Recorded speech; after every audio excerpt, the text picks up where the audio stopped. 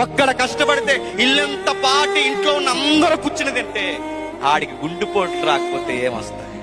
పరిస్థితులు తారుమారవుతాయి. వీడు కష్టపడుతున్నాడు. సరే, నువ్వు కష్టపడినా ఏది కలిసి రాకపోవడం నీలో కూడా తప్పు ఉంది. నీలో తప్పు చెప్తున్నా, అసలు నీ బతుకులో చర్చ్ అనే టైమింగే ఉండదురా మగాడ.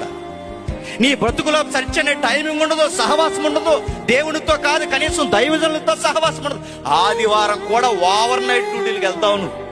వారం అంతా కష్టపడి ఆదివారం దేవునికి సన్నిధికి రమ్మని దేవుడు ఒక నియమాన్ని పెడితే ఆదివారం చర్చకు వచ్చే ఇంటి యజమానులు ఉన్నారా చెప్పండి?